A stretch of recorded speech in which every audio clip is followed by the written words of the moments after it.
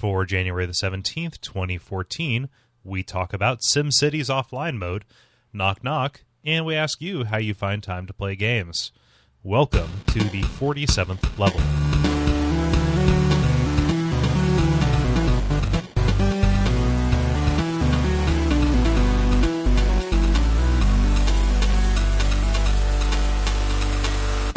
My name is Kole Ross. I'm Dennis Furia. I'm David Maismith. And you are listening to The Level, a podcast for people who love video games. Thank you so much for joining us again. If you listened last week, you will have heard me at possibly my drunkest I've ever been on mic. So we have Ben Merkel, who is absent today because of work, to thank for that. And I appreciate if you have come back because at the very least, I will no longer be slurring my words as much as I did. Kole is still hungover. The drunkest you've ever been on a podcast, and the second drunkest Ben has you on tape. Yep. One of the many reasons I can never run for office. Yeah. So yeah, that's cool. But back to the usual form, except Ben is not here, which makes me sad face. But what Just do we poured out a little of my bourbon. Don't do that. Suck it from the carpet. But no, sorry. No, I'm gonna need to reevaluate that. But what we are looking at here today, we've got a little bit of the brief, a little bit of the grind, and a multiplayer about how in the hell we make time for this hobby we all have. So, are you guys ready to go? I was born ready. Damn it, David! No, we have to burn this whole thing down and start again. we were born ready. Oh, wait. Take 3. Just move on. They know what we meant. They did. So, it is time for the brief, where we talk about things that are happening in the world of video games. I would ask you, Dennis, do you have a story for us? I do. This is kind of a gimmick, but it's also pretty cool. You can now use your Oculus Rift, which everyone has in their living room, with Steam. Not to play games on Steam, just with Steam, like to navigate Steam. The interface. Are you hissing, David? Oh, I'm sorry. I'm drinking from a water bottle. Okay, cool. I didn't know if you were like, John Carmack, shame on you. I know. I'm kind of liking the version where I'm like temporarily possessed. So is this literally just for big picture mode to have your various 3D VR effects on your menus? From what I can tell, you got to start it up in this weird way, and there's all this instructions on how to do it. It's just in beta. It doesn't sound like there's anything like revolutionary or special about it. It just works with your Oculus Rift. Mm-hmm. So go try that. All 3 people who have them. I guess a lot of people have Oculus Rifts. Developers, there is no commercial version of it ready. Yeah. Yet, but I mean, a lot of people have used it based on what I've heard. I mean, I've used it. Google so that means Glass of video games, except less douchey, I guess, because at the very least you're going to be in your own home and not like at a restaurant. Actually, for the first time, I had someone with a Google Glass in one of my classes. Yeah. So are you still just kind of slamming his head against his locker? All I'm saying is they're going to have to go for dental records. Jeez. Sorry, too dark? I liked it. I mean, I'll allow it. I'm not going to edit it out. But, yeah, I don't know. At the very least, Oculus Rift is something that by design is meant to be used in the privacy of your own home. Even just trying to watch someone play it hurts my head because you got to watch the split screen thing where you can see both of their eyes. Oh yeah. It's weird. It's only marginally less nauseating than actually using the thing. Yeah. I'm really looking forward though to the YouTube videos of all the people that try to use it outside of their homes, like dude on the subway playing the Oculus Rift. Oh, that's going to be hilarious! Like occasionally, how you see those pictures of old guys at coffee shops with their iMacs. Yes. That they carried in their boxes and stuff. Yeah. I don't know. I think it's cool. You know what Steam does and what Valve has opted into doing, aside from developing instead of developing Half-Life 3, is facilitating stuff. You know, so like, hey, we'll make a controller that you can count on using for X, Y, and Z. Hey, we'll make this marketplace that you can count on using for X, Y, and Z. Hey, here's this operating system, and if they can make it easier to integrate the Oculus Rift, which seems to be the VR product that has the most mind share, then there it is. It seems perfectly in line with what they're doing. Yeah, it just seems odd to me that, like, even the article that I sent that I got this from has no information on how it like improves the way you interact with Steam or anything like that. It's literally like, hey, I mashed these two things together. It's a product now. Try it. And they might go somewhere with it in the future, but it's odd to me that's where they would spend their time. So if you are trying to launch a game from Steam in your Oculus Rift or while wearing your Oculus Rift, it's not that it improves the experience, I would imagine. All this is speculative. Have not used any of it. It just doesn't break it. So it's not like you are launching the game in your monitor in 2D in regular, just godforsaken, bleak, ordinary Earth vision, right? And instead you can put this on and launch your game from in there, which kind of eases that buffer between like, oh, I'm going to hit open and then I'm going to put this on and hope that I have it on in time by the time the game starts. I guess that makes sense. The weird thing is that they're forcing all games on Steam now to have their icons in an Oculus Rift friendly 3D version. So that's no, I'm making that up. That's okay. Yes. Jeez, that would just be that would awful. suck. Huh. Yeah. Talk about a bad way to spend a indie developer's resources. Yeah. But yeah, so that's the thing now. Maybe it'll turn into something in the future, but the Oculus Rift, I can't even say it. Oculus Rift is on more things now, so that's good. You haven't lived till you've seen Steam sales in 3D. I know, right? Oh man, I've been so good. I haven't bought anything this month. No, but think about it. This way you can literally throw your money at them. Nice. How about you, David? Do you have one, or should I go? I sort of have a anti-story, or I guess a little bit of a gimmicky story. Oh, both of you have gimmicks. Okay. Well, this one, a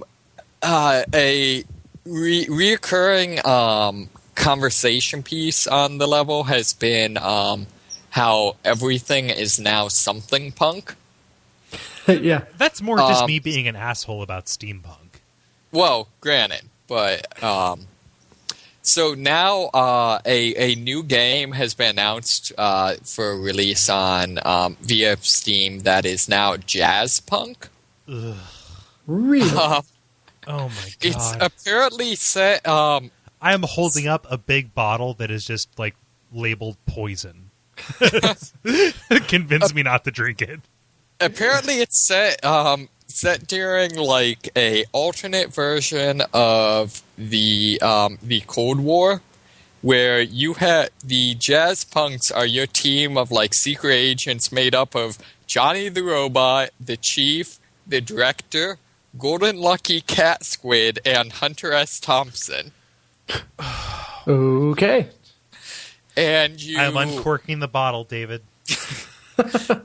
This is actually the level where I try to, drive Kole to suicide. I cursed you today. I cursed you with my fucking heart. But actually, look at it. Kind of looks funny, but I just picked it out because JazzPunk. I didn't. What's it called? JazzPunk. One word. It's the title. Oh Yes. Man. Oh my god.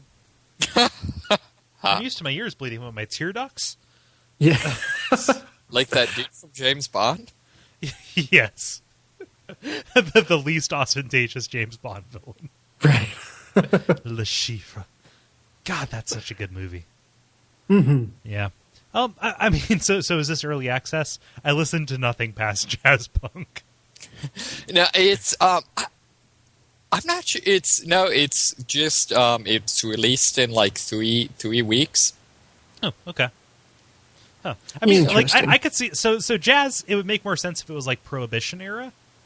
Right. You know, like just making a Cold War that almost feels like it would be big bands. Like, you know, here's Glenn Miller. Although I guess he died before the Cold War was really in swing. You know, him insisting on flying with his bands and everything. Yeah, I mean, more actually look at it from like a legitimate thing. I watched the trailer and it's they claim they're kind of trying to, you know, pull in some of the more like well, they describe it as you know, kind of riffing off of the you know, Airplane, you know, some of those kind of like parody action movie type things. Oh, and so like not the Zemeckis brothers. That's different, but not what? So I think that I mixed up Robert Zemeckis with the guy, the dudes who made Airplane, right? Right. Airplane. Very quickly, let me see who directed that. Yeah, the Zucker brothers. Okay, so I got Zucker and Zemeckis mixed up. but yeah, so like Hot Shots or Lethal Weapon. Yeah, exactly. Not Lethal Weapon. Holy shit, what's happening to me? Kole, you're off the rails. Oh no, that poison is taking effect. Yeah, I have successfully broken Cole's mind. Oh man, Naked Gun. There we go. Yeah, and so it looks like maybe they're trying the JazzPunk thing. They're kind of trying to pull into a sort of a you know, film noir. Almost looks like they're a little bit like getting in like the Gravity Bone vibe. So like a less sincere Grim Fandango. Yes. Yeah.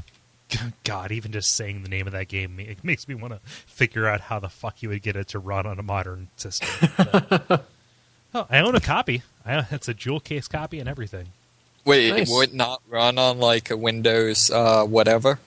You know what? I have a Windows XP machine and I have a Windows 7 machine. I think that Windows XP might run it with minimal fuss, but I don't know. That's right, David. I own more Windows machines than you do. Technically, after I blew Windows away on my Linux box, so yeah. Okay. So yes, you definitely do. Yeah. Huh. Okay. So I'm just going to put this into the show notes as JazzPunk is a thing. Okay, punk is also. Oh God damn! Oh man, different types of music. So this is rockful. What? Yeah, okay. So jazz type of music, punk type of music. What? Okay, jazz punk is a thing. I'm sorry. This is not lobbied at you, David. I know that you only picked it because you knew it would set me off. And I won. Yes, you did. Well, I concede. Although now I'm imagining like big band jazz, except everyone's dressed like punk style with mohawks. Maybe? I don't know. I don't know. It's kind of entertaining me. That's like when Metallica has like the full orchestra behind them. Yeah, although most people would say that by the time Metallica was doing that, they were no longer Metallica, man. I don't know. I have literally no opinion on Metallica. That's why we're a video games podcast and not a music podcast. Well, no, I have opinions on music. I think one is kind of an okay song, but I don't know. But let's see here. So since we are a video game podcast, and speaking of conceding defeat, let's talk about Electronic Arts, who has gone and done a complete 180. They said it could not be done. They said that it would require significant re-engineering in order to make a single-player-only version of SimCity, but they done it, or at least done promise that they would do it. Hey, welcome to the party. Well, welcome to a year and 2 months ago. I guess a little bit less than a year ago. So it's been a 10-month reign of terror. So I am perfectly fine with EA doing whatever the hell they want with this kind of thing. It's kind of dumb that they released that demo that got everybody's hopes up about like, hey, this game is going to be cool, but we're going to use the demo to hide stuff that's not so cool about it. And then, the thing just straight up not working. But this seems like maybe kind of a victory for people who were against always online multiplayer. or always online anything DRM. I'm not even sure. I don't know. The cloud. The people who are against the cloud. So every single thing I could say about this is a semi-political firebomb. But yeah, they're coming out and basically saying, hey, in this next content update, we're going to sever ties from the regular servers that we make you sign into in order to play it. And you're able to play this without an internet connection, which is good for anybody who does not have reliable access to broadband internet and also wants to play SimCity. However, I would say that, the benefit that this would provide to people, which is being able to play the game they bought, the damage was done in those couple months where they didn't have their shit together. Now that they have their shit together, I've played this game. It's fun. It's good. I have no problem playing it online. And them saying, hey, you can take it offline, it feels like, hey, maybe a little bit too little too late. Yeah.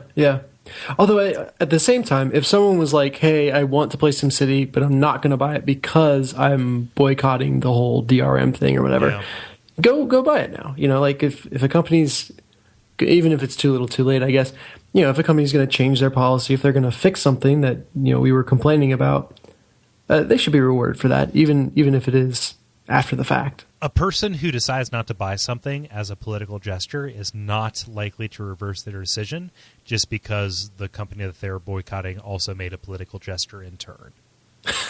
Fair enough. That's true. That's my opinion, right? Yeah. I can sympathize with the man here just a little bit, which is like, hey, they didn't know what they were in for, and they didn't have all their stuff together. When they put this out. Granted, that's their job. That's their main job. They failed. They failed people who bought their game at the start. But, in my selfish worldview, I didn't buy it at the start because I'm a Mac user. And it wasn't available when everybody was having these problems. And also, once I heard about that, I stayed away. I didn't pre-order it, right? Yeah, I guess... I don't know. It sort of bothers me, I guess partially because, I am a programmer, that I feel like when you're programming, you figure out first how it needs to work to not piss off your users, because if you don't, you end up with what it is now, which is, hey, we fixed it several months after it was relevant, because you can't just turn on a dime. Right.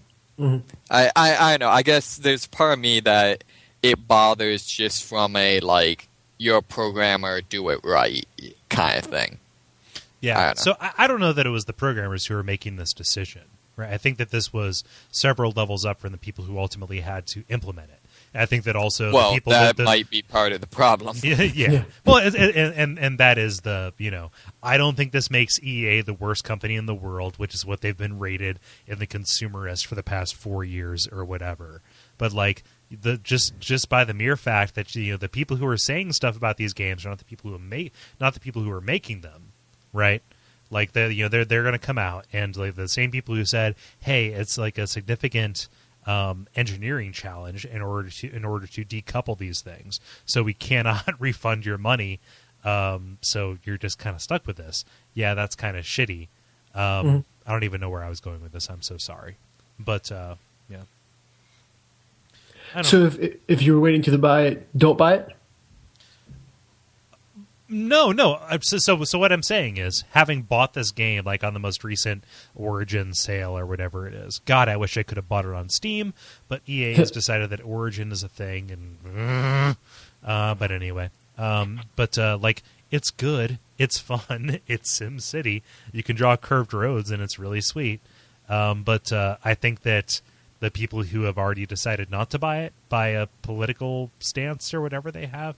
I'm sorry, I lack a better word than political than to I know what you're saying. To describe that. Right, making a statement. Yeah. They've already either pirated it and are running on some kind of Splinter server because fuck you, I deserve to steal this thing because you didn't make it exactly like I wanted it to, or they have just completely written it off and gone back and played SimCity 3000 or whatever, or just moved on with their lives because chances are there are ample opportunities to do that.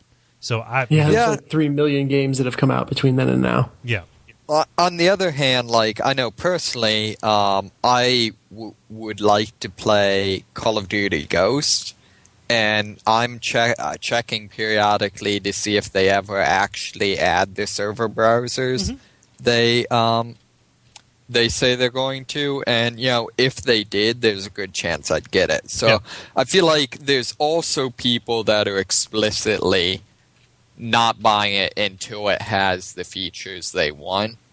Yeah, where it's maybe less political and more just whatever, but pragmatic, right? Yeah, it's kind of like me saying, I would really love to play X game. Yes, the X Games 2014 with sick jams and awesome ollies. Those are probably people, actually a game. Probably, if not, God, get on it, devs. Yep. But no, just kind of like, oh, okay. So I would like to play this. However, it is Mac only, and that's a pretty big deal for me because I don't want to go to my living room to my other desk and open up this other machine, boot it away from Mac into Windows in order to play it. Like, unless I'm playing it on assignment for Watch Out for Fireballs or whatever, it's really, really hard for me to to motivate myself to do that. So at that point, compatibility with the way that I play my games is a feature, right? Mm-hmm. And it's a feature. We buy stuff on features. Does this game feature tight graphics on level 3?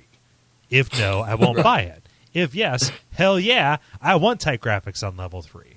And if they change that, that makes you want to reevaluate your decisions. So right, exactly. What we're getting at here is I am assuming that everybody else besides me is irrational, and they would not consider, just like, no, it's not better late than never. You fucked it up the first time, so therefore I'm going to vote for you as being worse than the Bank of America, who is literally killing people. Sorry, I just hate the notion that gamers are so vocal that Kole, EA can be the worst company in America when they're actual real companies doing real shit to people. It distracts, right? Yeah, Kole, you are full of angry grunts this evening. Yeah, sorry. I would say this is obviously completely unrelated to video games. I actually am I would say fairly tolerant or whatever of like the things that rate like EA or whatever as the worst company compared to some of the truly evil companies, simply because I feel like the thing is everyone knows that like certain companies are evil. Or I think even clear one is like the things that rated like the Kardashians as worse than Kim Jong-il. It's like everyone knows that Kim Jong-il is just a crazy evil person. He sort of has an excuse. Being evil is kind of what he does. Mm-hmm. Versus someone who should know better. Does that make any sense? Everyone knows that McDoubles will kill you faster than kale, but goddamn it, McDoubles are so much easier to get. Maybe. Best I'm not analogy sure. ever. Sorry. We're getting into the deterioration of the modern world, and therefore it is time for us to move on. I don't know what this podcast is about anymore. The grind. Where's the grind? I can't find the grind. Well, Dennis, it's funny that you asked because this is the grind. Hey! Where we talk about the games that you found it. It's here. All you had to do was wait, just like with most things. Oh, man. So who has been the busiest boy recently? Not me. So I will defer to whoever wants to nip at the bait. I've played 2 games. 2 games. Go. Okay. One, at the recommendation of listener Jala, I picked up Plants vs. Zombies. I think that was one of her favorite new IP of the past couple of years or something like that. Yeah, a couple weeks ago. Yeah. And surprisingly, I've never actually played one of those games. Really? Yeah, I've missed it. So went and found out what that whole thing is all about, and it's pretty fun. So it takes Jala, author of Salem Mort and also artist of Salem Mort, to make you do something, as opposed to me saying, "Hey, this is a fun thing." Yeah, Yep, pretty much. God, that's pretty much how it rolls. So angry. Go on. Yeah. You, as a co-host on the show, cannot give me internet points, and that's really what I'm trying to earn here. So, you realize that me pressing post is what makes you internet at all, right? Cole giveth and Cole taketh away. There will be no level this week because Dennis knows what he did. Because Dennis.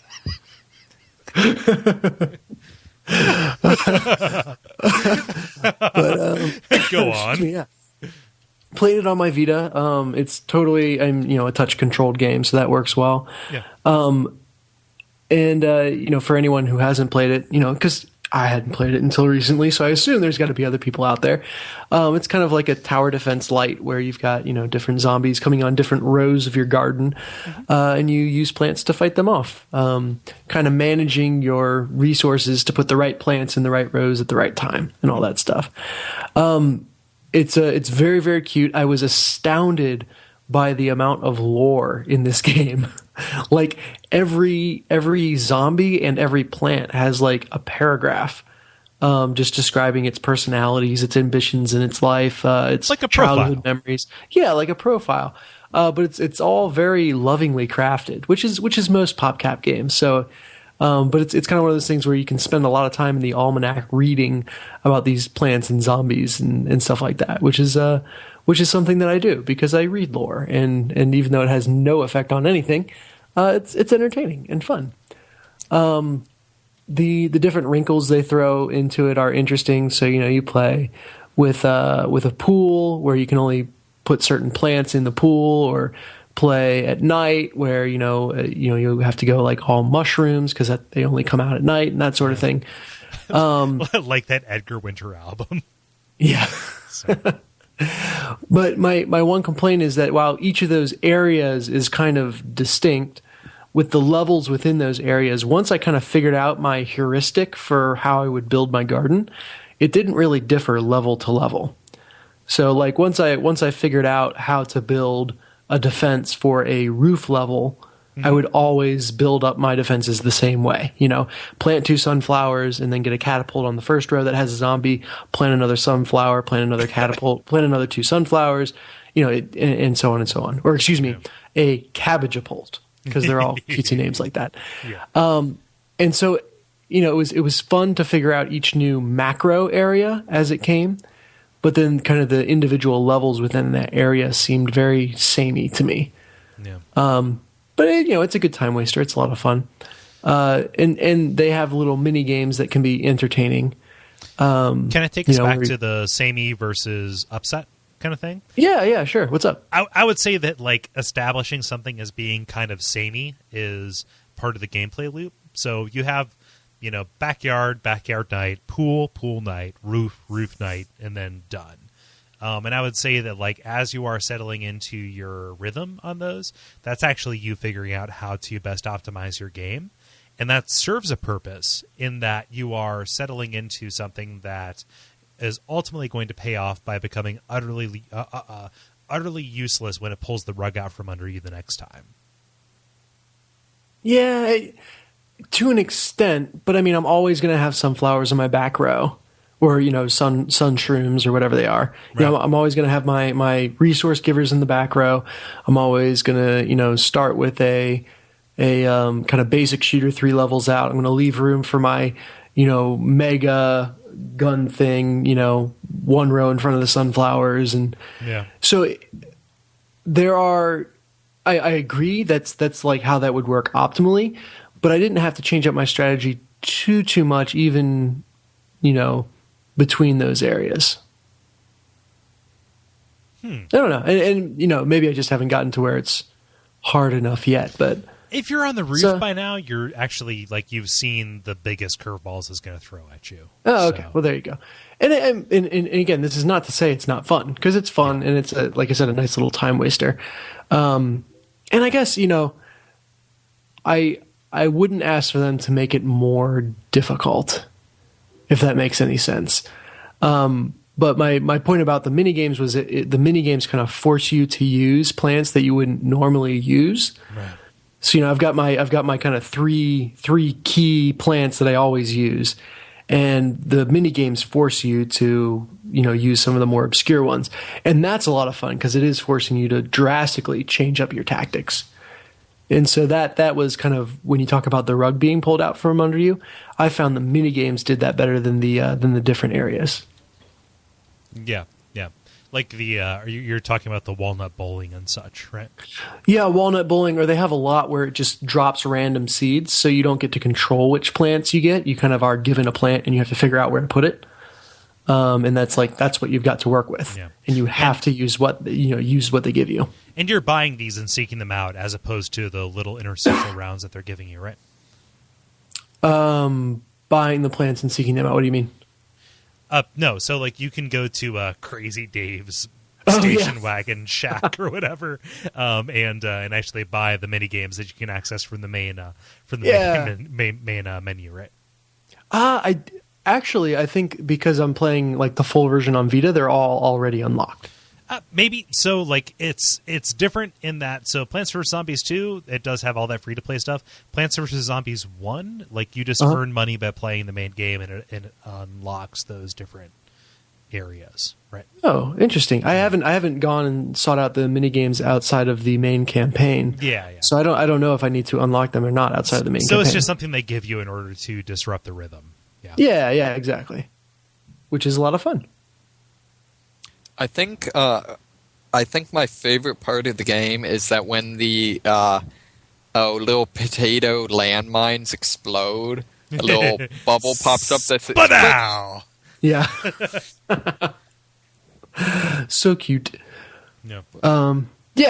So that's been a lot of fun. That's kind of my time waster as I'm falling asleep and stuff like that. It's funny how even though that game was not designed as a mobile experience, it plays perfectly like one, which if you sat down and did this for, like, let's say a half hour or more, you would get bored with the sameness of it.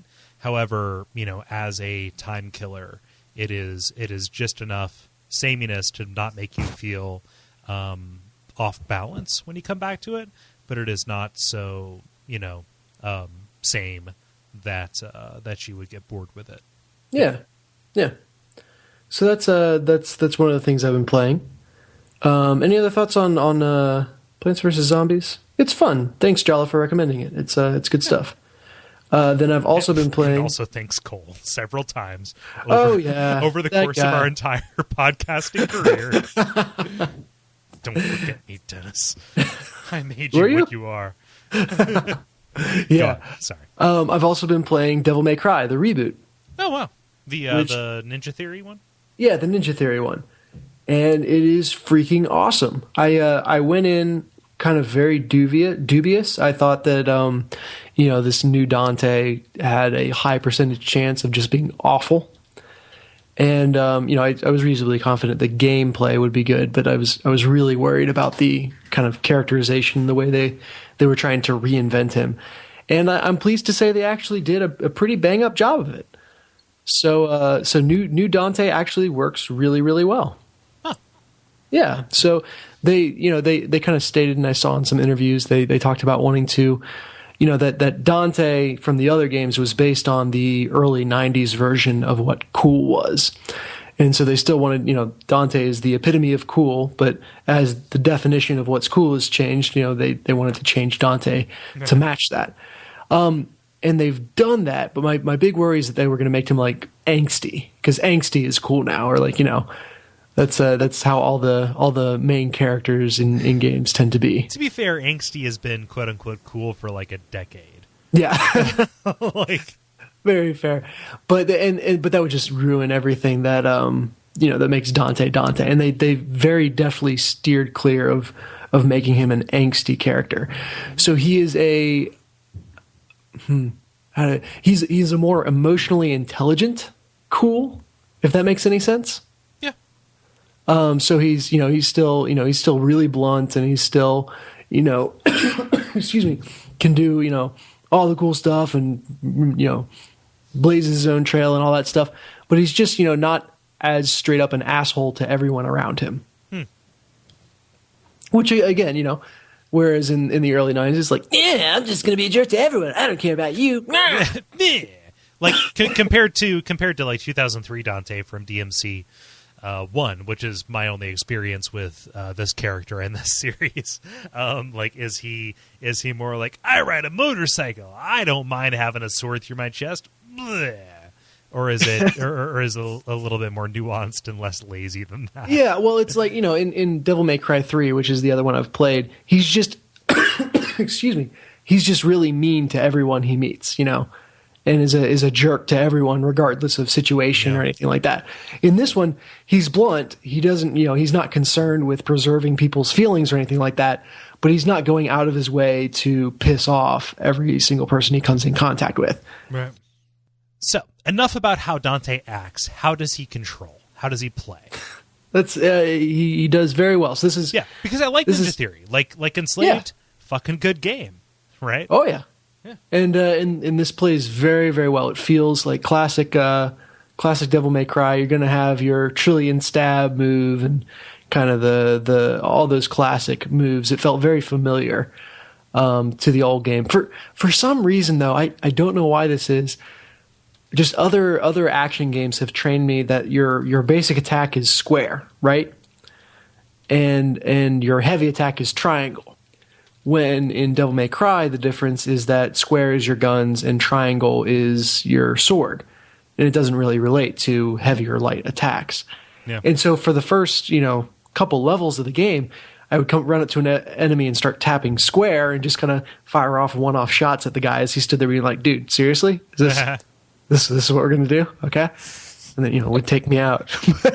It's so once I got back into the Devil May Cry groove, it controls extremely well. It's tight. I'm playing on a high def TV and everything, and didn't really notice any trouble from the lag. So it's not like a fighting game where you got to have that, instant reaction time. Yeah, where you're counting frames and shit. Yeah. They put your a light weapon and a heavy weapon on your L2 and your R2 buttons. So basically, you've got your Rebellion, your basic sword. And then if you hold down L2, all your attacks switch over to a light weapon that does less damage, but kind of has a wider range of effect. So good for managing groups. And that's like your different stances, right? Yeah, exactly. Okay. And can I also express my resistance to calling a sword Rebellion? Sorry, I just think. Although that's been the name of the sword from since Devil May Cry 1. Yeah. Ugh, man. Again, sorry, going back to that 90s notion of, cool, I'm rebellious. Gotta go fast. Yeah. Yeah. Sonic is the perfect example. That's Dante is less Sonic and more just a badass. And then R2 is your heavy weapon that does a lot of damage to one big enemy.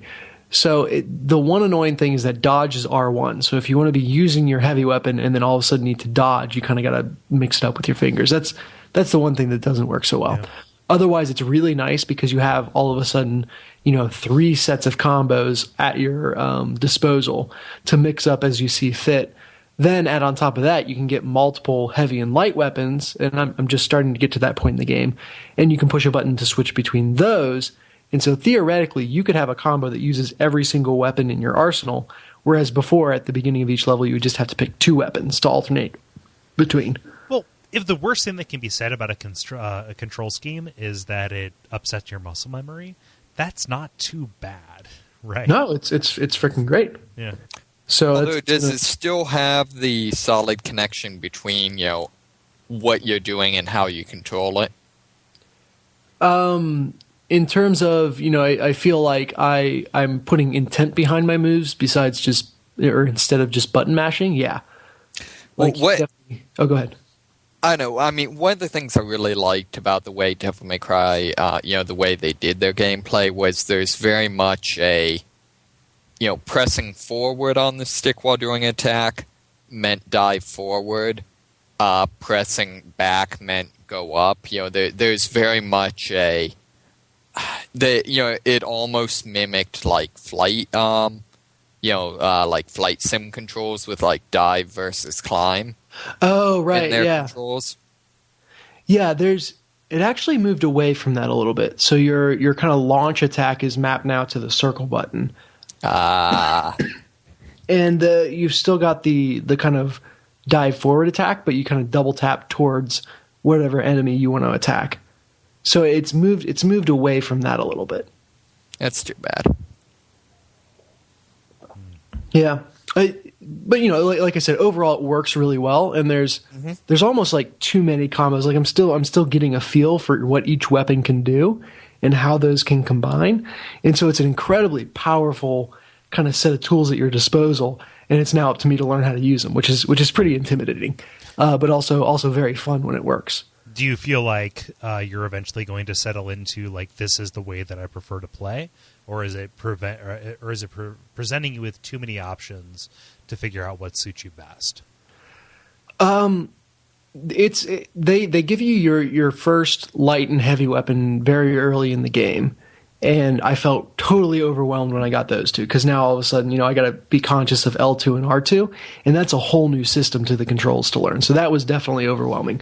Once you get that down, it's not that hard to add weapons on top of that. So there's a very steep learning curve at the beginning, and then it kind of settles out as you go.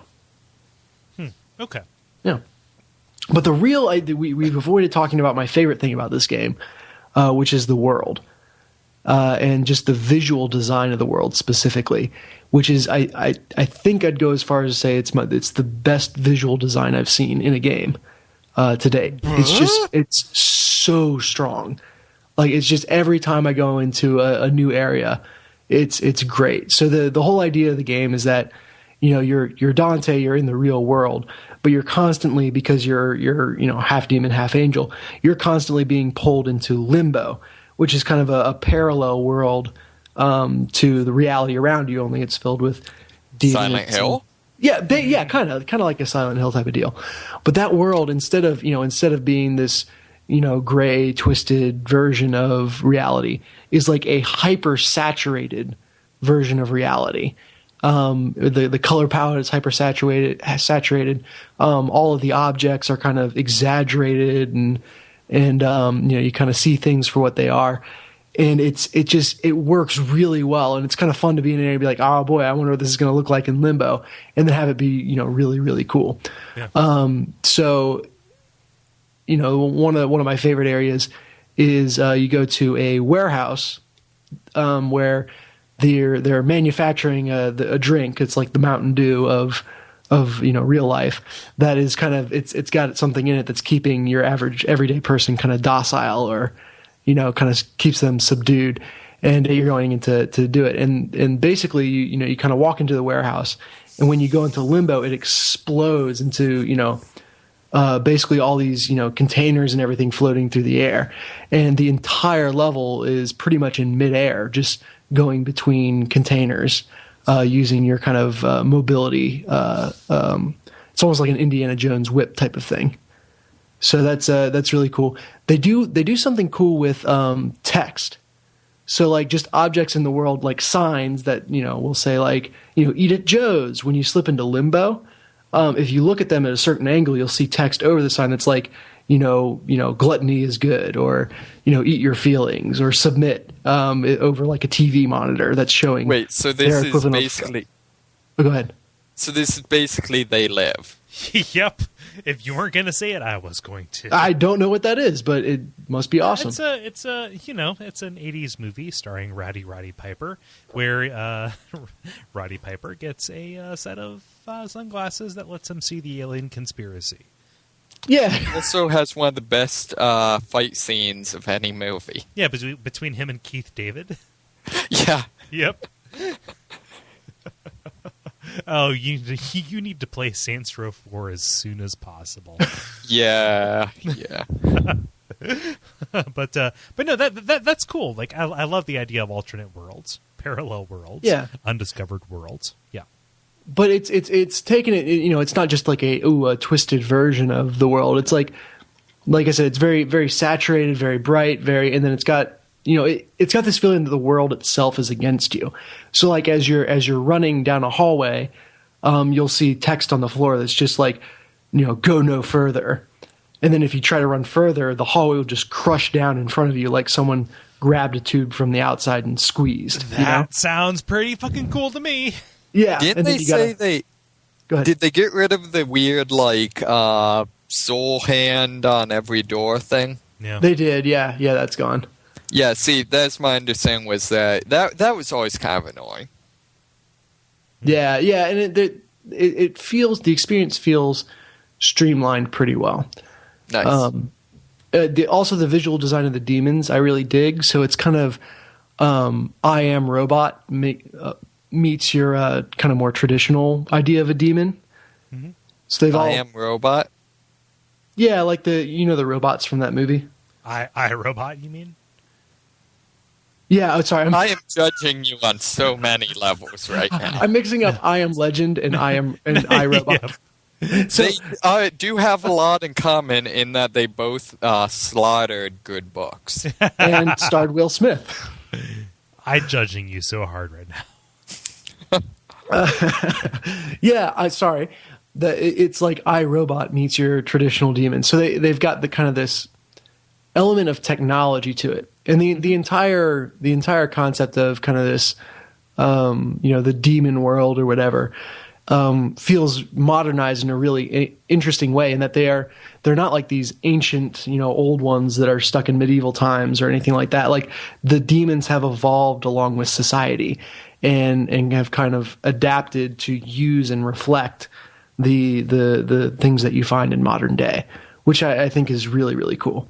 Mm-hmm. That was actually one of the things I liked about the original Devil May Cry, is they would have a lot of things where they would either argue like, this demon you have to like fight with your sword because that's traditional knights and stuff like that, or alternately like, this demon you have to fight with your guns because they're used to fighting knights, so they can't deal with modern weapons. So I feel like that's an idea that's always a little bit been in kind of the lore that I feel like's really cool.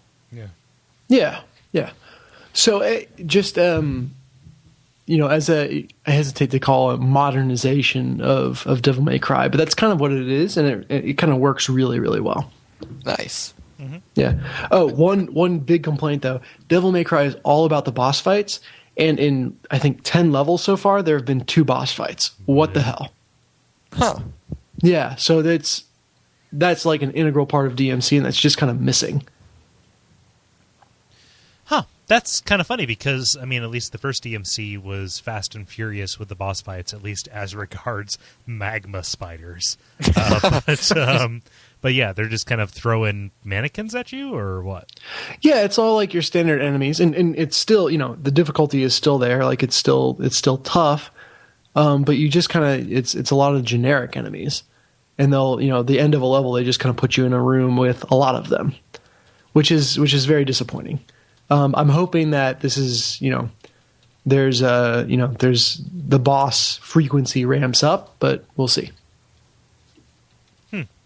But anyway, yeah, like if you liked the old Devil May Cries at all, I highly, highly recommend this game. Yeah. Huh. Yep. So I heard a bunch of complaints about it, but most of them sounded like bullshit to me, which made me want to seek it out and see if they were valid. Which, given my prejudices, they would not be. But yeah, it's good to hear you say positive things.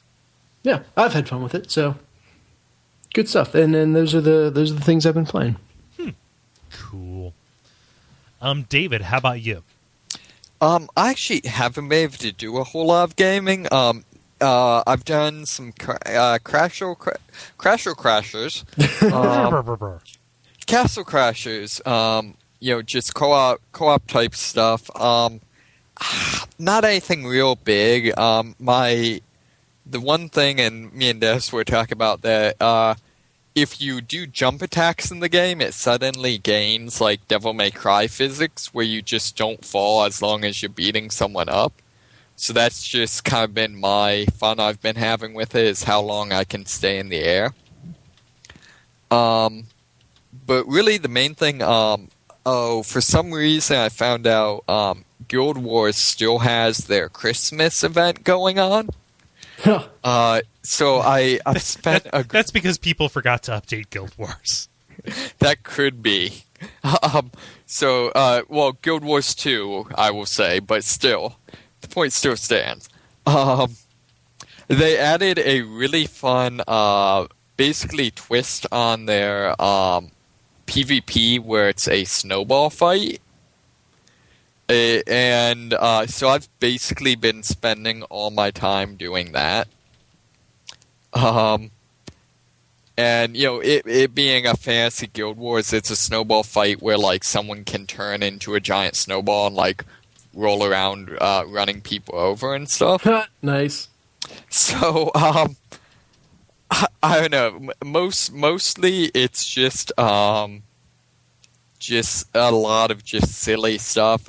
I do like one of the new quest lines is basically, there's some NPCs collecting like donations for Christmas, and you can donate to them and get some experience or whatever. But then once they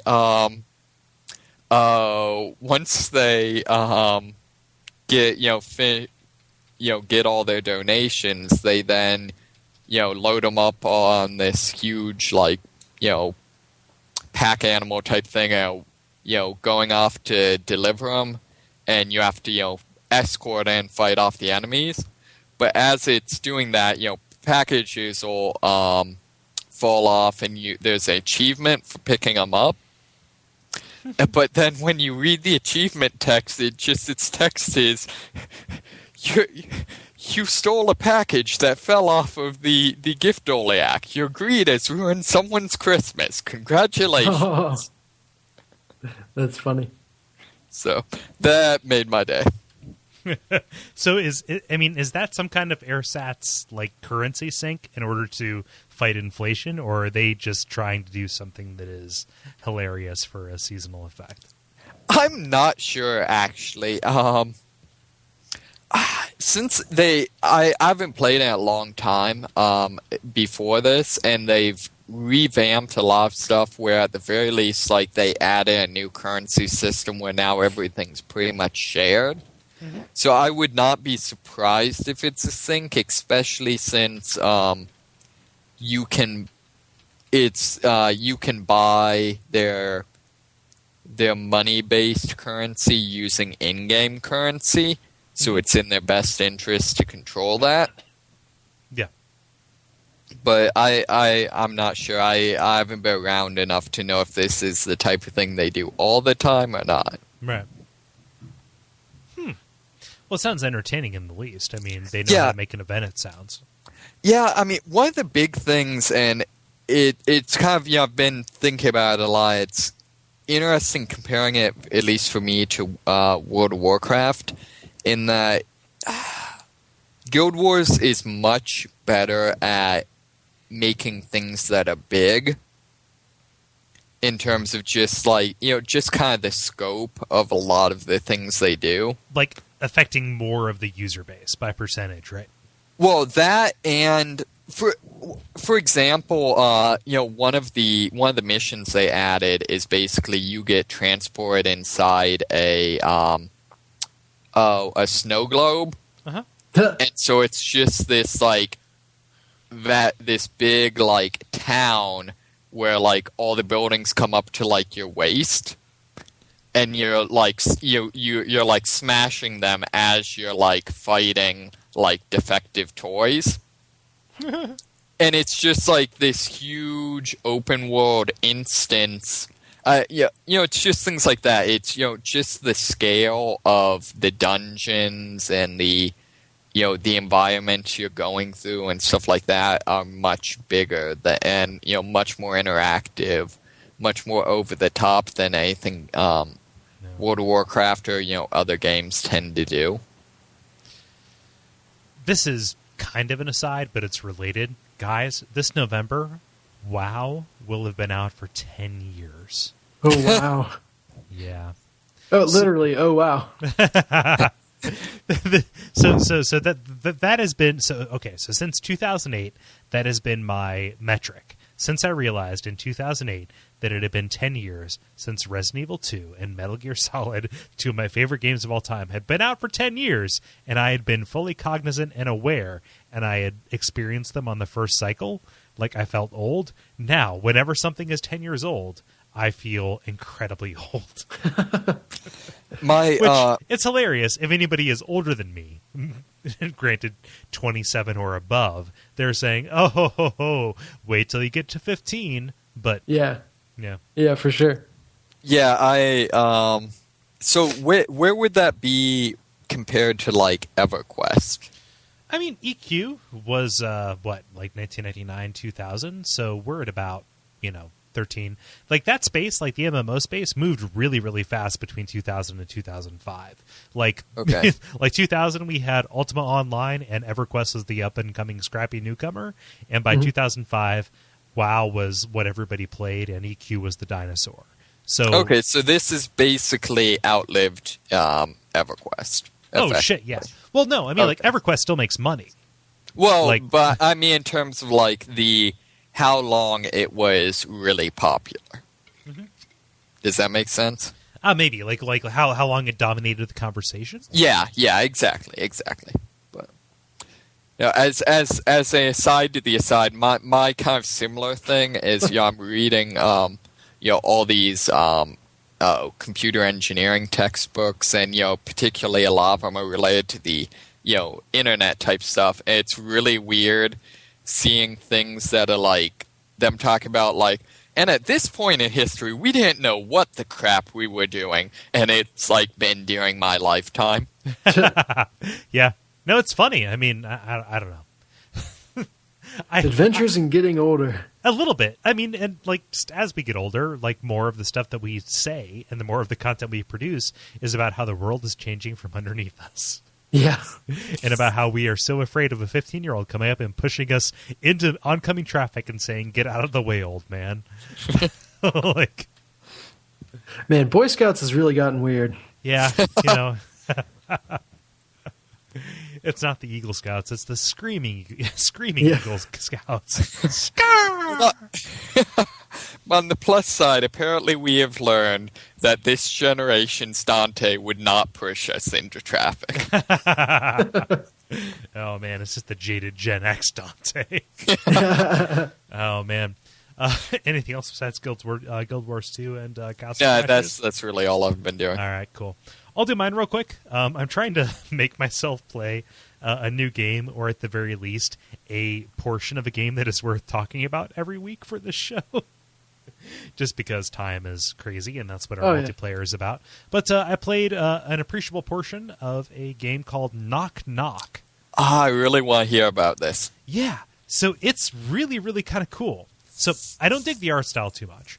It kind of reminds me of an anime-fied Ed Gory. So, okay. So try and unpack which of those I don't like and which of those I do. Hint, I love Ed Gory, and I hate anime. And really the only place that it like pops up is in your main character design. He kind of has the anime eyes a little bit, and his hair is kind of spiky. But otherwise. Okay. So is this like what would you call it? Phoenix Wright style? No. It is a horror game. Okay. It is a horror roguelike. So I haven't gotten far enough in to learn the systems, and I think that learning the systems is a big part of it. Granted, I've only played about a half hour of it.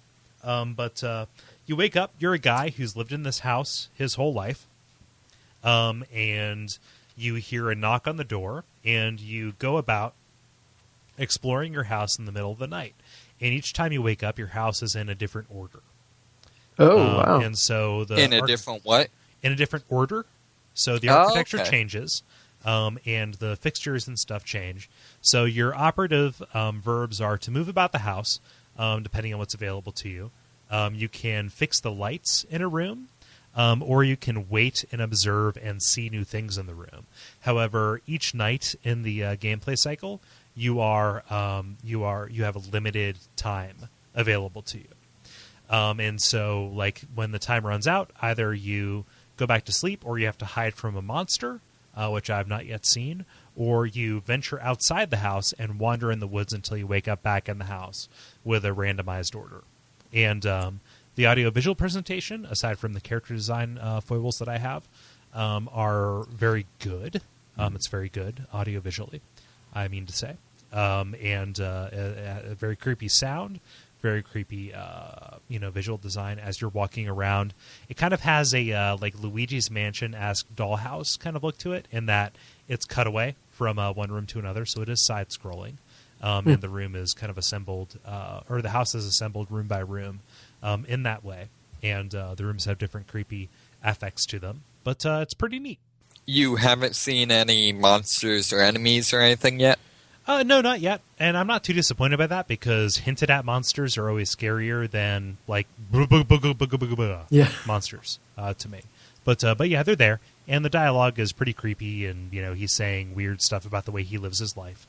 And it's introducing the whole unreliable narrator into things, and yeah, nice. Yeah, Dennis, does the audio design factor into playing the game? Like, can you use it to help find things or avoid things, or is it just it just helps set the atmosphere?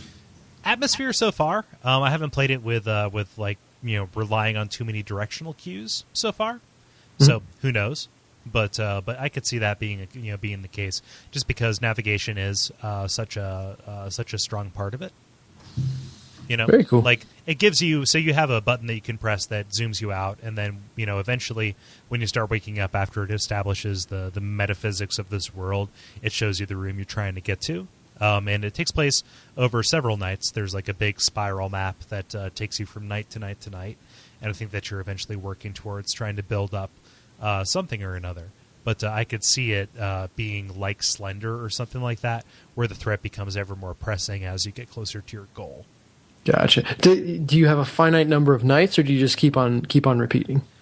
Based on the map that I see, it has a finite number of nights. So who knows if the mistakes I'm making now are things that I'm going to pay for in the future. But yeah. But what we're saying is probably. I don't know. It seems like it has a relatively short loop. There's maybe 10 or 12, which if you are giving it like a night or two of play, probably gives you enough time to go through the loop a couple times. But yeah. See, the vibe I got from a little bit the visual style and like some of the kind of where it seemed to be going with the tone was very much like Don't Starve style. Is that accurate? Yeah, and that's where my Ed Gorey comparison comes in. See, I have no idea who that is. As the guy who did that poem, A is for Amy, who fell down the stairs, and B is for Barry, who was eaten by bears, and like the creepy kids, spooky kids literature kind of guy. No. Huh. Okay. No, look him up. He's real good. Yeah. So it's maybe a couple bucks on Steam. I would like to dedicate a little bit more time to it, but that is part of my effort to at least try and do something that is not Starbound for this show. Yeah, but you're still playing Starbound, right? Here and there. Good man. I'm kind of waiting for the next big update to come around, just so at the very least his development will outstrip my progression through the tech tree. Yeah. Aside on that, he said the next update is going to wipe all your characters and ships, but it will be the last update to do so. Yep, and I'm fine with that.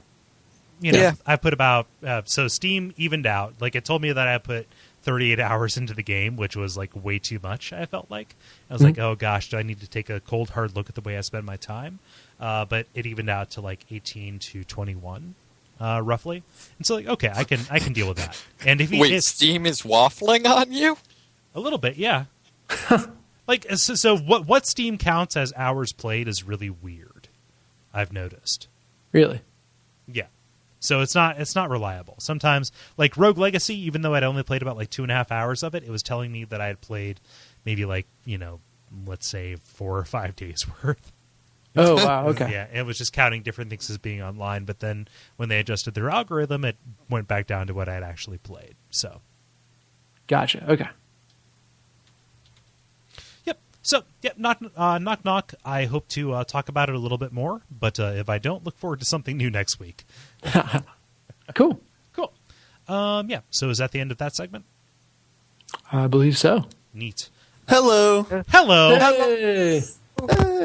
Hey! How's it going, guys? It's going okay. We said that segment had ended, but it has not. Oh, No, we're happy. It's a happy occasion. It's not an awe occasion. I meant, oh. Ha! There you go. How's it going? Sorry, I was, preoccupied. No, it's cool. Blah, blah, blah. Work happens. Yeah. But yeah. But Ben, I would ask you, how are you doing, and what have you been playing? I'm doing okay. I've still been playing XCOM. I realized that I did not even mention Beyond Two Souls last week, that I had beaten that like 2 weeks ago. You had already mentioned that it was very disappointing, and I figured we had said everything we needed to say. So I didn't press you for it. Also, I was incredibly drunk thanks to you. Yeah, that's true. Yeah. Well, I would like to briefly reinforce that game was not good, so don't pay for it, I would say that. But XCOM's super sweet. I think I'm nearing. I don't know how close I am to the end, but things are getting done. So I like the fact that if comparing it to Civ Rev, you can spend probably like 40 or 50 hours on a single game in XCOM, and it's like much more expanded or dilated in time than Civ Rev is. But it's the same sort of gameplay where you are continuously building towards a certain goal. In Civ Rev, it's world domination, and this one, it's world defense. So Defense-a-nation. Yeah. So so let's see. Dennis, you've played this. Has everybody played this? Or Now, do you have Yes. do you have the Enemy Within expansion? I do. Yeah. Okay, I have not played that. Okay. So I have a hard time figuring out what is in this that wasn't in the first one, but I figured out a little bit from coworkers that have also played this. Like one change is they added a new sort of element. They added a couple new buildings. One where you can modify the genes of your troops. So there's like new special abilities. Like one that's really helpful is you can have people jump on the roof of buildings without a ladder. So that's particularly good for snipers. You can have them just go straight to the highest point of the map without having to do anything else. Nice. So that's cool. But the way that you modify people is there's a new element. I think it's called meld. But so what they do is when you drop down to a location, there will be 2 meld canisters on the map, and you have like maybe 6 or to 10 turns to find them and get the elements. So it's just a way to encourage people from not kind of holding up in a corner and waiting for people to find them. So that's one change between the original game and the expansion, I guess. But there's also another mission that's actually kind of cool. It's they introduced this element, this covert ops element, where they introduced this anti-XCOM like splinter agency, where it's like revolutionaries, I guess, who are like alien sympathists, and so you have to like crush this group. Like it's funny, like the militaristic kind of view that you have. So yeah, you're supposed to give this group like no sympathy, and so there's this there's periodically missions where you'll send one of your people, and they'll be gone for like 5 days time or so, and they basically infiltrate this agency in a certain country and like download data, and then you need to go extract him, and so you have to fight the faction, the anti-XCOM faction. And then it gives you clues as to where their like home base is.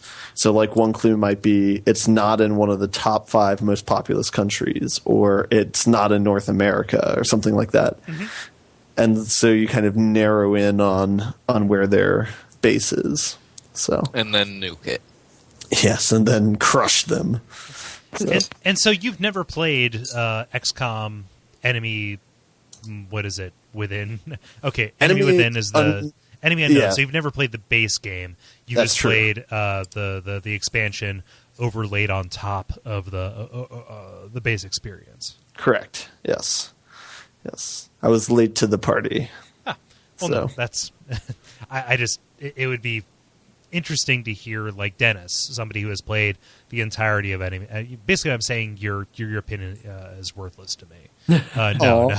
No, just like to hear you two compare notes, because as far as you know, like if this was just XCOM Enemy Within, and there was no, like, if you had no historical basis for knowing that there was a base game, like, I would be curious to know how that experience would differ from somebody who had been through this pure the first time around, right? Yeah. So I think it'd be interesting for Dennis to play Enemy Within, and then. Oh, I'm sure I'll get to it. I loved that game, and I would love an excuse to get back to it. So.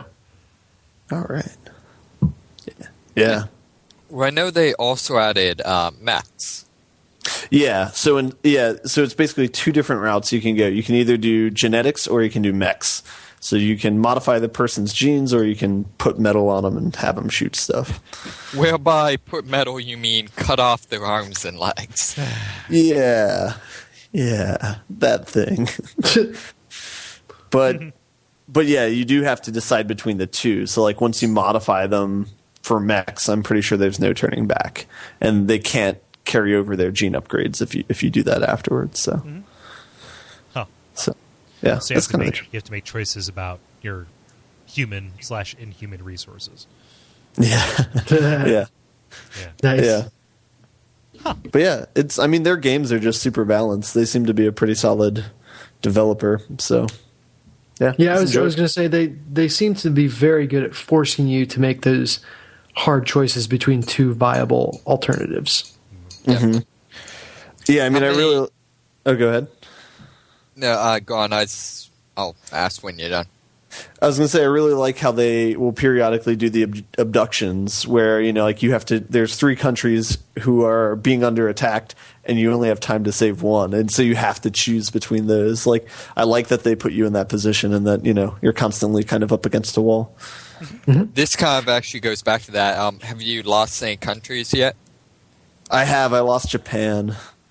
Sorry, Japan. But I've been saving frequently, so I've only lost like maybe 1 or 2 people total. So.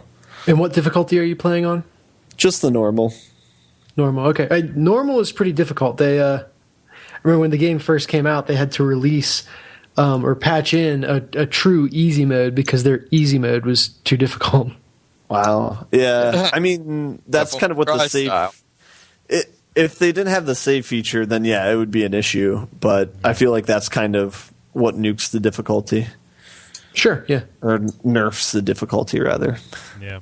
Well, then you could play Iron Man mode and then just not be able to save at all. Yeah. Then you would lose after a couple of rounds, and it would be very interesting to. I might have to try to do this. Play the game like a roguelike and just say, "Oh, if I lose, I have to start over." Yeah. There's a couple people at my work who do that. They do Iron Man only, and I cannot comprehend that yet. That's on ridiculous. normal mode, since you can recruit more dudes, you could probably pull it off. Yeah. Can you not recruit more people on the hardest difficulty? Well, no, I just mean in normal mode, you're not that likely to just like wipe out an entire squad more than once, so you can probably absorb losing people better. Okay, yeah. Also, get snipers. Yeah, they seem to definitely be the overpowered class, since they have the feat where they can fire any distance as long as someone else in the party can see them. Right. And it's interesting. You talk about them being very overpowered, and they're super useful, but to the whole balance thing, I also found that the I think it's the engineer that can run to length and still fire. Is it the support? No, not support. It's assault. Assault. Excuse me. Okay. Assault can run double the length and still attack. That's super useful. Yeah. The rocket on the support class on the heavy class is totally overpowered. Except that you don't get anything if you do that. What do you mean? If you kill an enemy by blowing them up, you don't get any. They don't drop any resources. But at some point you've got all the sectoid parts that you need. Like there's once you've researched something all the way, you're kind of done with it, and you don't mind if it gets blown to hell. See, I thought you still needed the parts to actually craft this stuff. The like scrap metal or whatever it is they drop. Yeah, you do need corpses to some extent. Sorry. For a moment I dipped out of the context. What are all these corpses? But I mean, I appreciate the snipers. It sounds like this building jump might make them a little overpowered, but I can legitimately see using, or all the classes are pretty equal in my eyes. Oh, see, my strategy was always like put sniper on Overwatch, send my assault to run through the minefield and get people to chase him. And I do like the assault guy's perk where people miss on the first shot. Yes. Yeah. So yeah, that's super nice. You can have him run and nerf everybody's Overwatch ability, and then take everyone out with the sniper. Have you? I'd say sorry. Random side note, because we keep almost saying it, whatever. Did they ever explain why you can't just nuke people? Like countries, or Well, like I feel like if aliens attacked, nuclear weapons would probably be called for. yeah, but I mean, they don't really have a. I could see that if they had like a home base on Earth, and they kind of do towards the end, but it seems like all that's underground and stuff. Like, Yeah. what are you going to nuke? You know? I don't know, spaceships. The whales got to nuke something. I know. I mean, maybe I feel like after Japan pulls out, you should probably nuke them to me. Dang, it's Japan. I can't make that joke. Dang it. Yeah, a little bit. Huh. Yeah. After who else is in there? After Germany pulls out, you have to nuke them to make an example to the other countries. Well, I was going to say, since Japan left already, like, we can nuke and not get any objections from the countries already, or it's not like See, that's the joke I was going to make, but I felt bad making that joke about Japan. Yeah, seeing as they hate the sea and commit atrocities against it every single day. Hate the what? Sea? Oh, SCA? yeah. like the ocean. They Yes. hate the ocean? Yeah. No, every single whaling treaty has been either derailed or broken by Japan and its insatiable blubberlust. Yeah. Yeah. It's sad. A vote against whaling is a vote against clean burning, environmentally friendly whale oil. I suppose.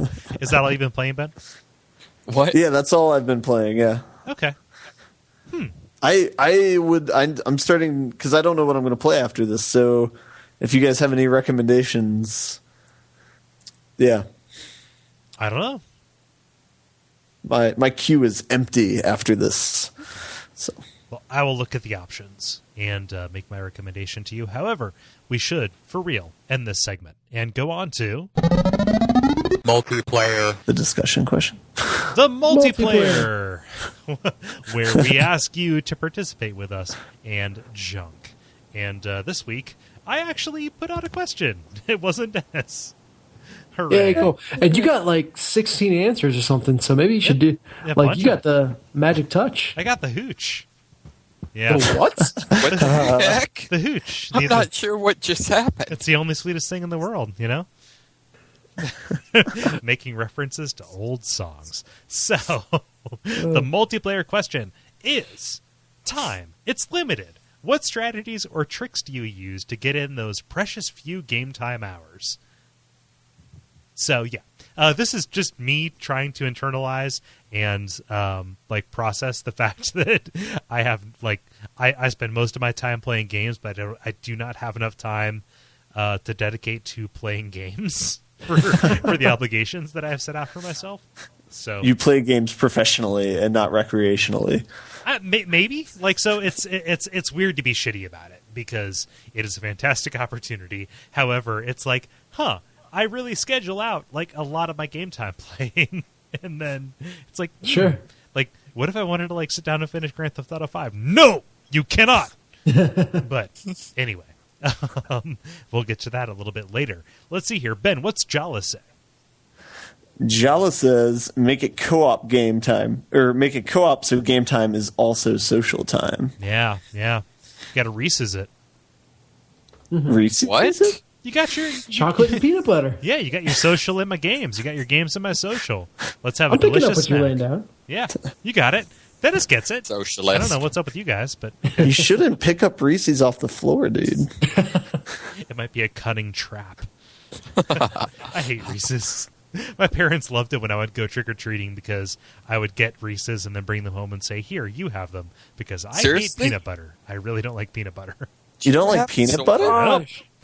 Okay, so I am Cole, not... I didn't know you were a space alien. Yeah, I'm either a space alien or a communist because I do not like peanut butter, mayonnaise, or ranch. I can understand the last two. Yeah, but yeah. Oh, no, But ranch is peanut butter. amazing. Mayonnaise... Ugh.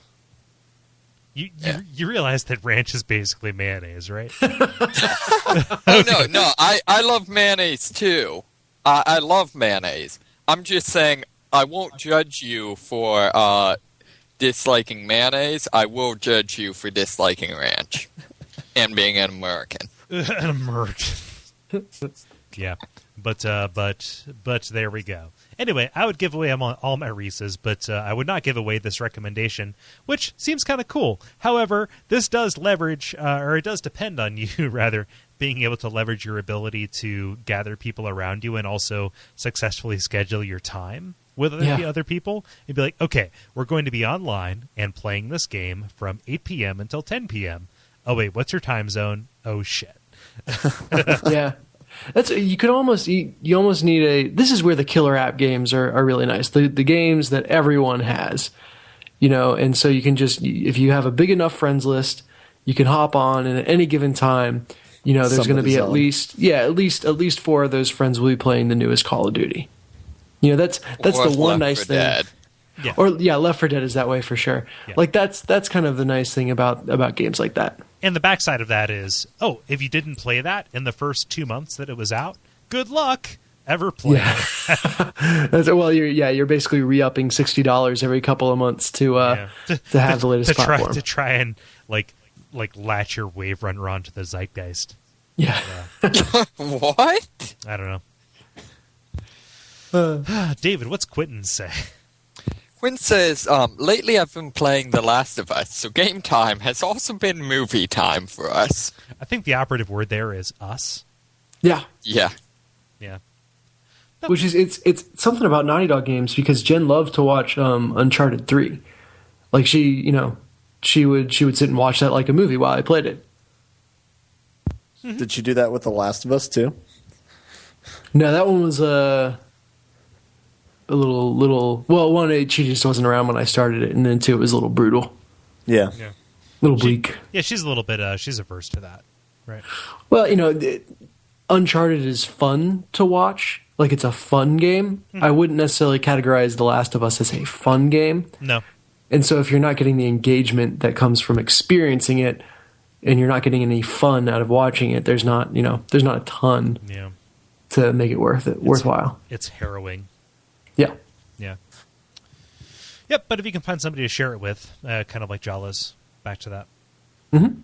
Dennis, what's Phil say? He says, I normally get my weekly grocery done early on Saturday while the lines are shorter.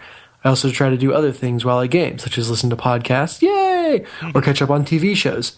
How? Yeah, that's... I don't know how you can be that good at multitasking. So there are certain... Actually, I used to do that all the time. That's one of the reasons...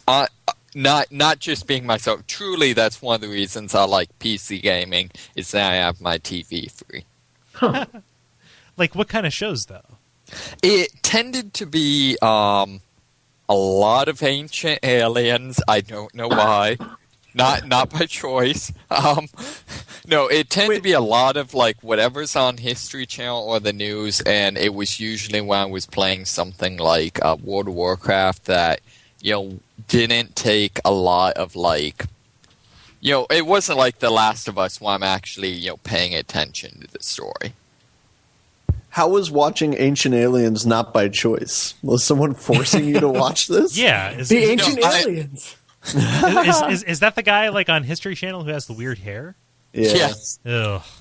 Yes. No, when I say not by choice, I just mean like that's what was on. Like I would just have History Channel on, but for some reason when I look back, it was somehow ended up almost always being Ancient Aliens is what ended up being on. Yeah. That's funny. Because aliens. Yeah. I did the opposite, where I would play a game on my television and then watch a show on my computer. Nice. Yeah. I don't know. I can see podcasts just because that operates on a different track of your mind than TV shows. There are certain shows, like I would say Archer is a show you can listen to as opposed to watch. Right? Yeah. Right? Pretty much. Yeah. The animation's nothing to write home about. Right? The Look, visuals are great. Like the illustration's good, but the animation, you don't really need, you don't need to see what's happening. Most of what's happening in it's not central to the plot, right? Yeah. Yeah. And I would say the same. You of guys seem to be remarkably on board with this. Well, a lot of the humor comes from the dialogue. Yeah. I think would that's say, not Archer being able to like if I try to multitask, I will wholeheartedly just not like I'll say I'll listen to a podcast and play this game, and then I'll realize I've listened to an hour of this podcast and not taken in a single thing. Oh God, I can never be alone with my thoughts, Dennis. Like I just take it for granted that listening to podcasts while you play a game is the norm. Like, and yeah, I'm pausing it when dialogue pops up because again, those different tracks of your mind being occupied by different, throughputs of information. But yeah, like television shows, I'm like saying maybe there are some shows that'll do it, but like you gotta have a podcast on, or else the devil dogs will get you. The one game I could multitask was FTL because it is totally turn based and you can pause it at any point and like. And there are definitely games that are better suited to it. So like Starbound, RuneScape. Yeah. FTL, Starbound, like any of those kind of like progressive systems-based games. That would do it. Like if you're trying to listen to a podcast during The Last of Us, God help you. Yeah, exactly. Or like Starbound doesn't have a true pause, so even with the escape menu up, like you can still get in trouble. If you're listening to like Roderick on the Line, it doesn't matter if you're dying to a dragon, right? Oh, I guess that's right. Yeah. I don't know. That is it's funny. It's like you get one narrative input. So if the game is narrative heavy, you're not going to be able to get it if you're listening to a podcaster. Yeah. Let's see here. I'll read Murph's here. I shirk my other responsibilities. I justify it as research into game design. Also, my wife is self-described as an introvert, so quality time can mean leaving her alone. Nice. Dude, do you think spousal neglect is rad? No, I literally do not mean that. I know you are a perfectly nice person. Hey, for an introvert, spousal neglect can be very, very nice. No, just everybody finds their own level of give and take, right? Mm-hmm. Yeah. No, so I can see that. Sometimes just something's got to give, right? Yeah. I like the shirk my other responsibilities one. That's pretty on point. I was gonna say, isn't the first one basically what you said? I can't get my video games done because I'm too much researching game design for watch out for fireballs. Yeah. Well, I also write my games off on my taxes, so like what? That's hilarious. Yeah. Well, there's enough income. This is getting a little bit into too much, but like it really is like a business venture, right? Sure. Which for Murph, he is interested in the study of video game design, and he is also doing games podcasts. Hours Played, check it out on iTunes today. It is really good. But yeah, like sometimes you systemify and codify this stuff as an important part of your let's say holistic professional life, right? Yeah. But yeah, I can see that. You shirk your other responsibilities, and the operative word being other, which is like your games are kind of a responsibility that you have. Right? Yeah. Sure. Yeah. Let's see here. David, how do you find time being a graduate student, doctoral student even? What are you what are your strategies? Sure. Well, part of it is I play a lot less now. So part of it is I don't, but I would say one of the interesting ones, I think I mentioned this when I was playing Eve for a while, but there's a certain degree to which I play purposely games that, are round-based or, have, various, very set, you play them for a, set period of time and then you stop. And then, that's a lot of how I do, like, breaking up my studies or, things like that. Mm-hmm.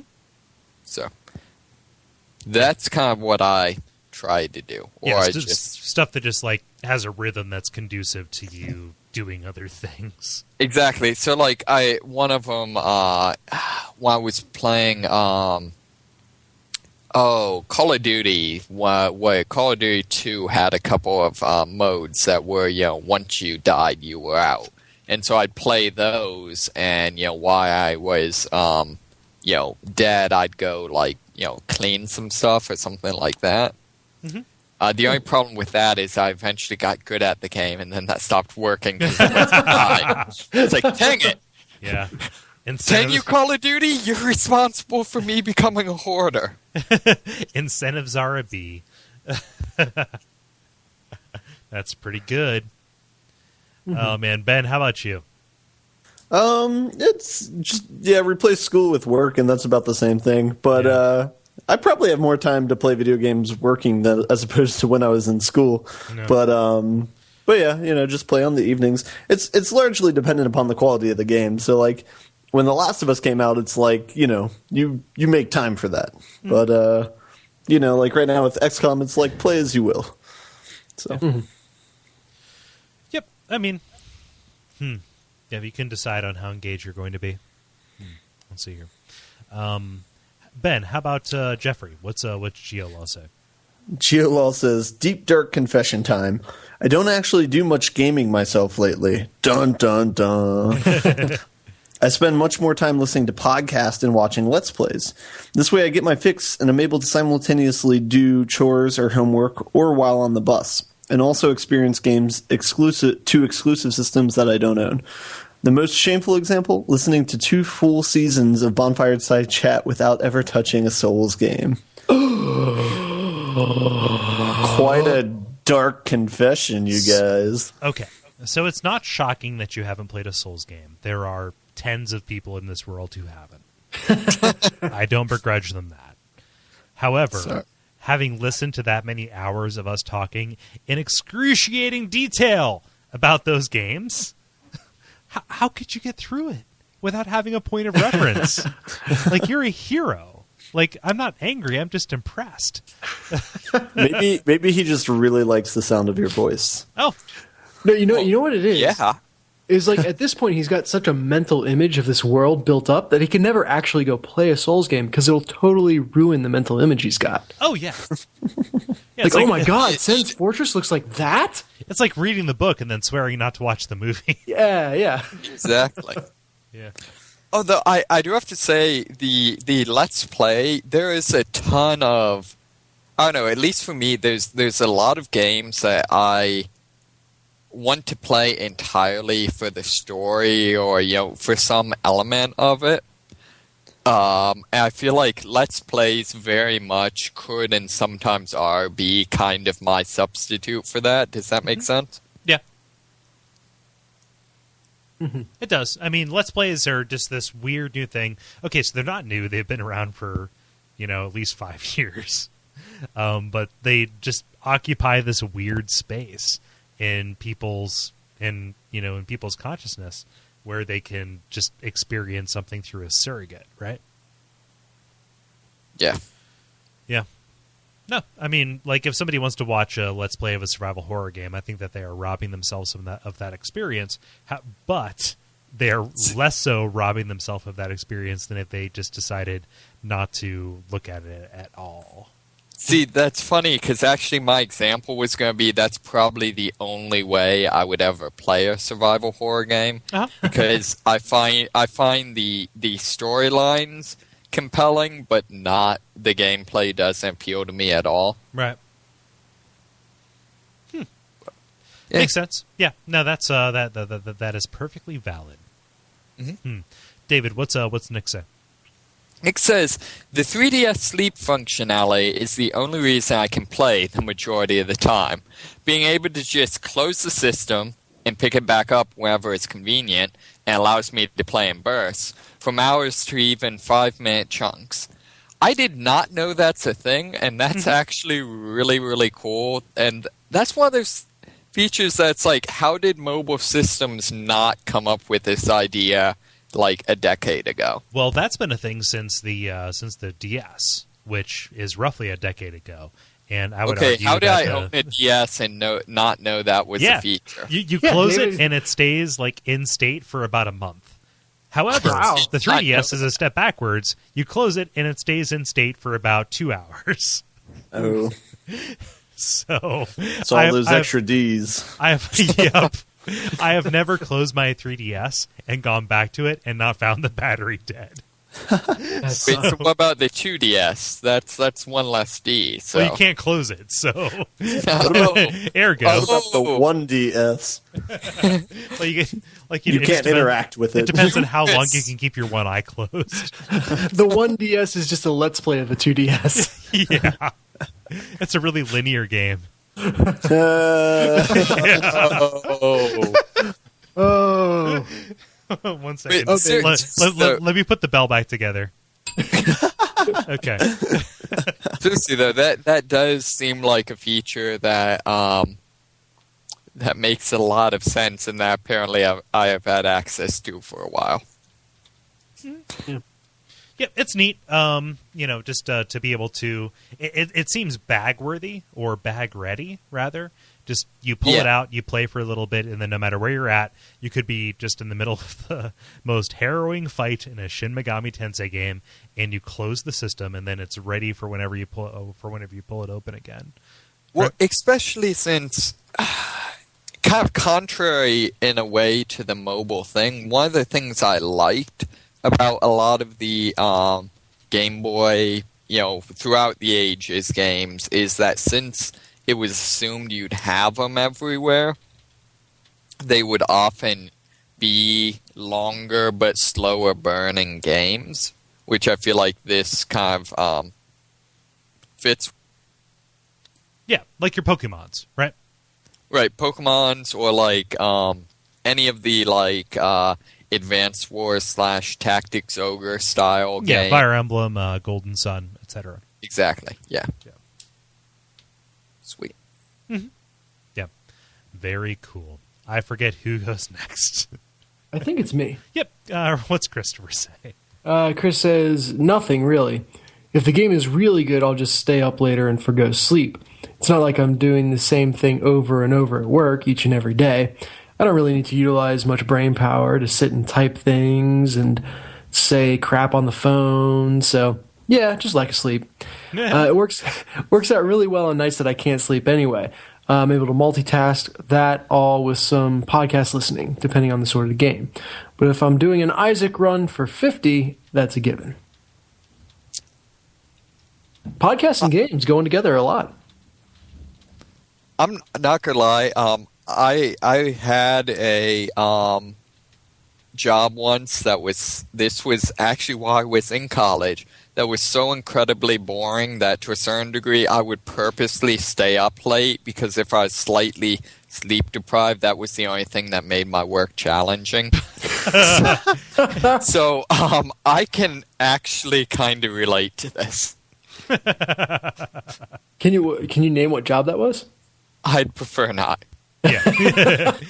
No, it's kind of like, oh, this isn't hard enough, so I will tie one hand behind my back, except this hand is my consciousness. Yeah. But you do not know, I'm actually not left-handed. Oh, jeez.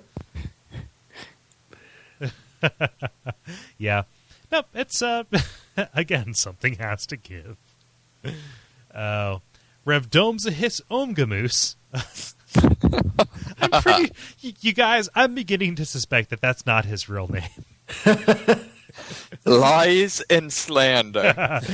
So, Omgamoose says, I'm in the same boat as Geolaw, unfortunately. Besides research for my guest appearance on WAF, I think the last time I played anything for an appreciable amount of time was last summer.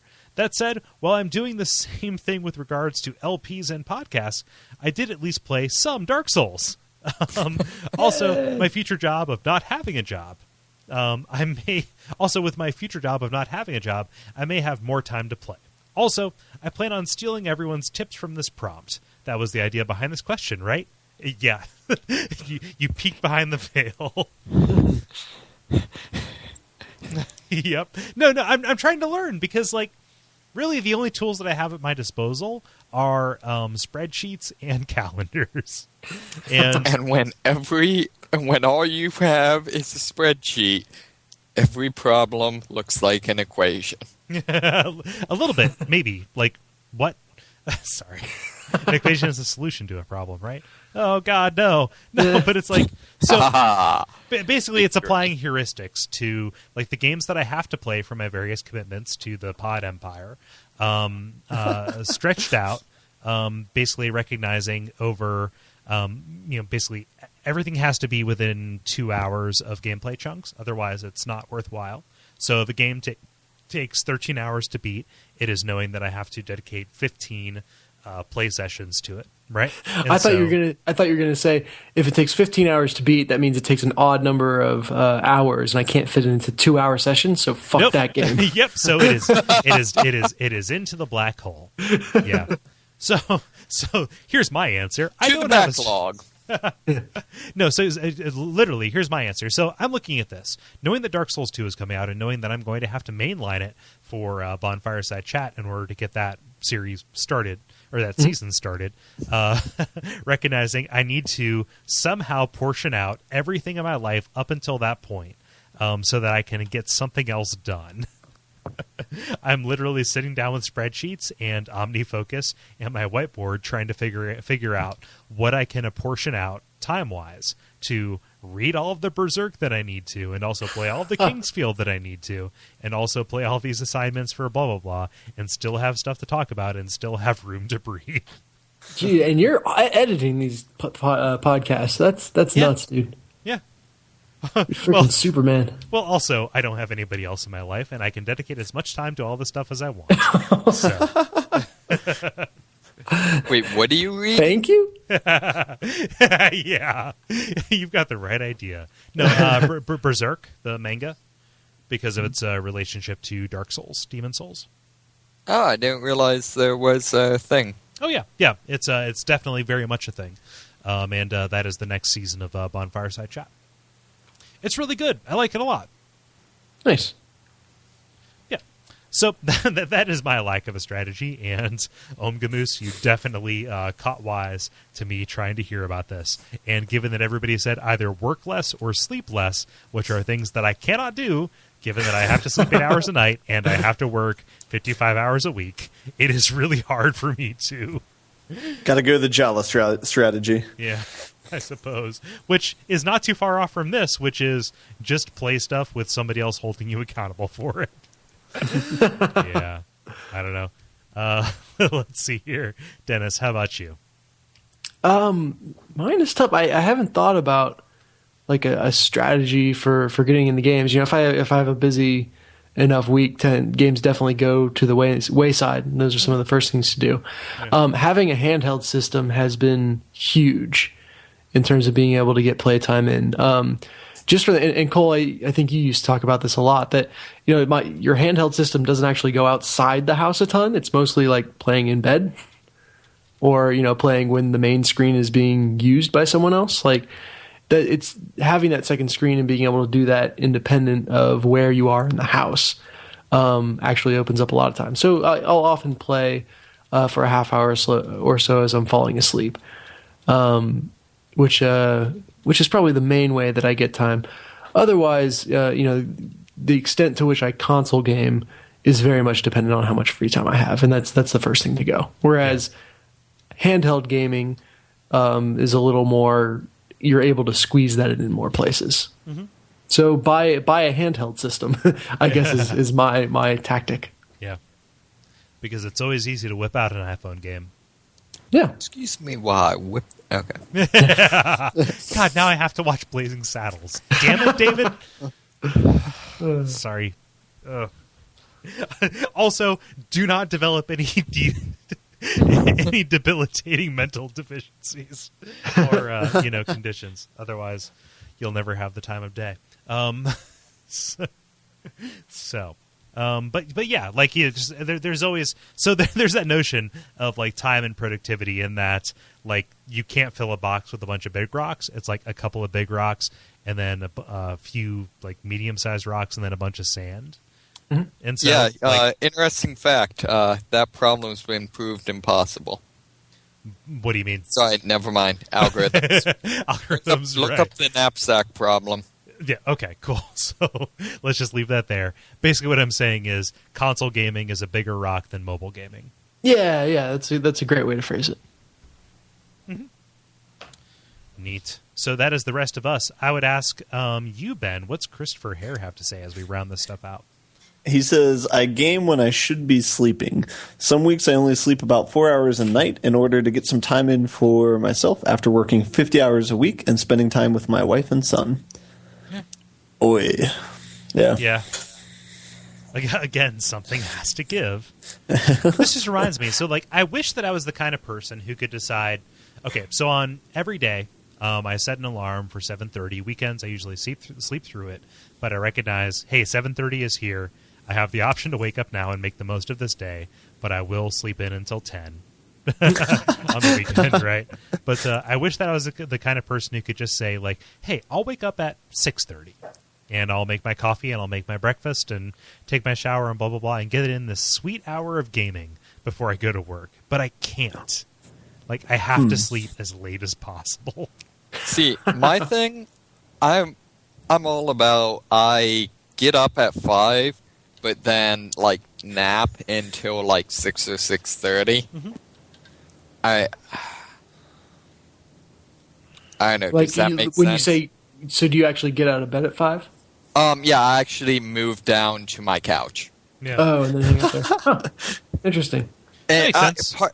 Part of it is, like, a huge thing for me is just, like, having time to just kind of, like, organize my thoughts. I'm just kind of half asleep, just figuring out what the crap, is going on. That's some of the time in the morning when I pray, things like that. Just kind of getting my mind ready for the day. Yeah. Mm-hmm. Yeah. No, I mean, it is the parachute out of your sleep dragster. Right? There you go. Sure. Yeah. And you can't just go from, like, sleep to increasing your KDR, right? Right.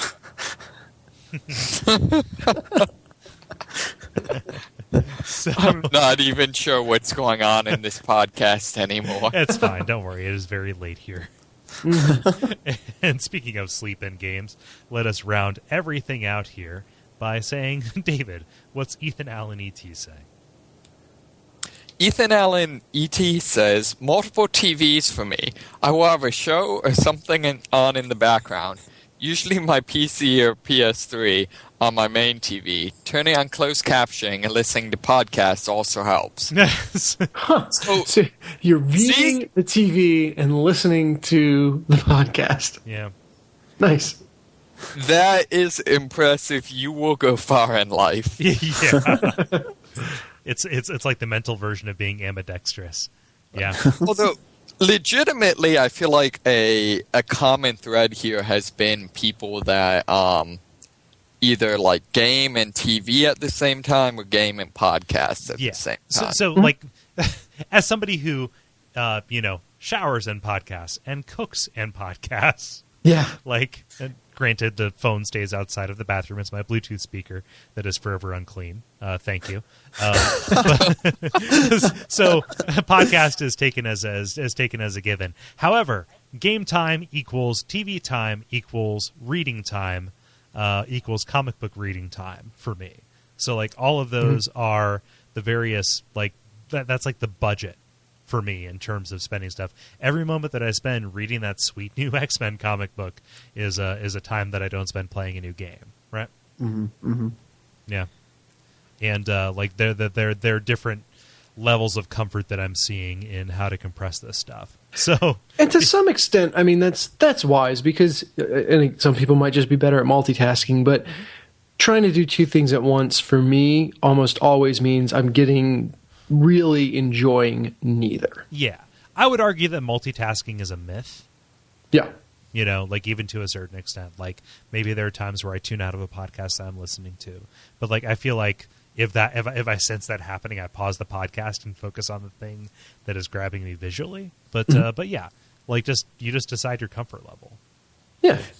I think it's really dependent upon the game, because like I could do Fallout New Vegas and watch Breaking Bad at the same time with little difficulties, because Fallout was not, you were just focusing on fighting and leveling up, and it wasn't, a huge deal.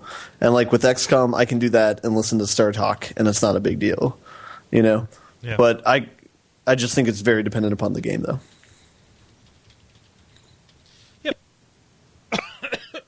Yeah, Minecraft, God. Yeah. Play you just anything like that, systems based. I don't know. Cool. Yeah. So thank you, everybody. You came out in force in relatively little notice. Yeah, you guys killed it. Yeah. And I think that is something. So we're a podcast about the experience of playing games as we see these things subjectively, in relation to all of our other life experiences, right? I think that as we all get older and have other obligations that make demands on our time, this kind of thought will be both fruitful and lucrative. And so I think that I haven't done a lot of like research on what this show's audience is. But I get the sense that a lot of the people that we're talking to here are in a lot of the same like the same state that we're in, right? Yeah, sure. Like yeah, I life think stage. So. Yeah. Except married, not counting Dennis. Yeah, perhaps all the married listeners out there. You guys are representing. I'm kind of outnumbered here with the bachelors, so nice to hear so many married people listening. Be it marital obligations or filial obligations to a son or daughter or professional, like other stuff takes precedence, and we have to balance the things we love with the things that we love, like for real, like capital L, right? Sure. Yeah. So cool. Thank you, everybody, for participating. If you are listening to this and you would like to participate further, check out facebook.com/thelevelpodcast. You guys ready to button it up?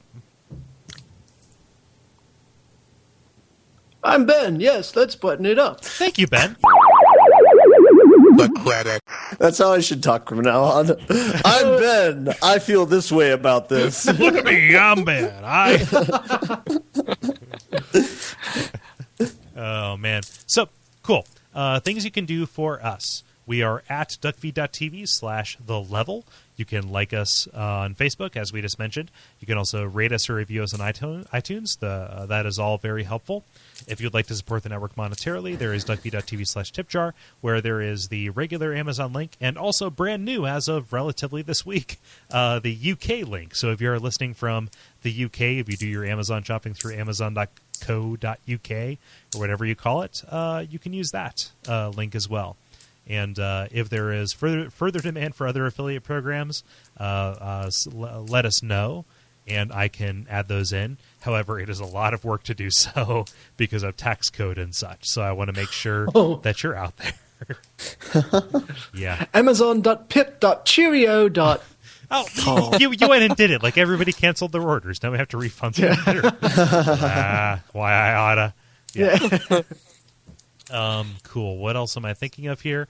Mentioned it a little bit during the show, but the next season of Bonfireside Chat, our Dark Souls podcast, is going to be featuring Berserk, the anime and manga, and also I still can't get over that you're doing anime and manga. That's actually why I asked about it. It's like, for real? What? Given all the shit we talked about it, I really like Berserk. It's pretty good. It's kind of like let's say a Japanese take on the Dark Tower a little bit.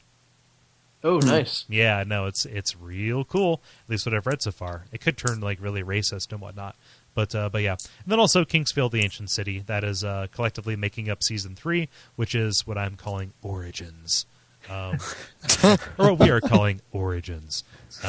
Other shows, check it out. Comrade, Abject Suffering, both of those could use your love. And also Hexcrank, which is the survival horror blog. I'm trying to even out the update schedule, but time is a thing. Check out the Friday the 13th episode or article issue.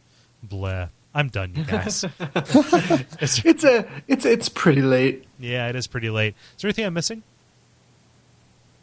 I don't think to tell a friend. That's always good. Yes. If you have a friend who likes video games, hip them to us. If they like playing video games while listening to podcasts, say, hey, there are these guys you can listen to while you're playing The Last of Us. If there's a really good episode of the level that's like, hey, if you want to be in on the starter what's a good starter episode for people? Mm-hmm. I'd be interested to hear what that would be. Yeah, people's opinions. If you have a fave, or if you have one that is relatively free of our usual in-joke bullshit, let us know. We can promote that on the site. Sure. So, yeah. Cool. So Twitter stuff, I am Kole Ross, at Kole Ross, KoleRoss. That is not an invitation for all of you to spell yours, but you can feel free if you want to, I guess. I'm Dennis Furia, at DFuria on Twitter. I'm David Moneysmith at Moneysmith777. That's MONEYSMITH 777. God damn it. I'm Ben Merkel, and my Twitter is Merkelizer, MERKELIZER at Twitter. Look at me. Ben Merkel. I'm everybody else on this show. I did not spell mine. I just said where to find it. I think that's very reasonable. You didn't say where yours was. Oh, well. So you might be on LinkedIn. We don't know. I hope you're not on LinkedIn. You might be trying to get a job. All right, everybody. Thanks for listening, and GOODNIGHT.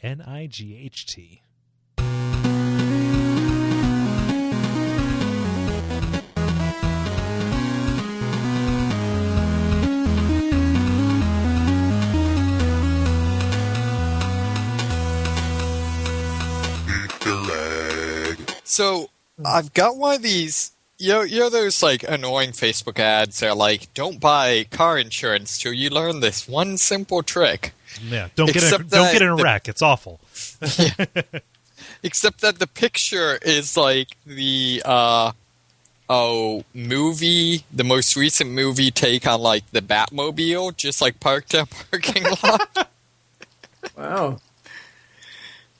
Yeah, no. Okay, so you have to drive a novelty car in order to get the best rates because people respect it, right? Like, when was the last time you wanted to rear end the Oscar Mayer Wienermobile? Except to get the tasty condiments on top, because by federal code they have to be real.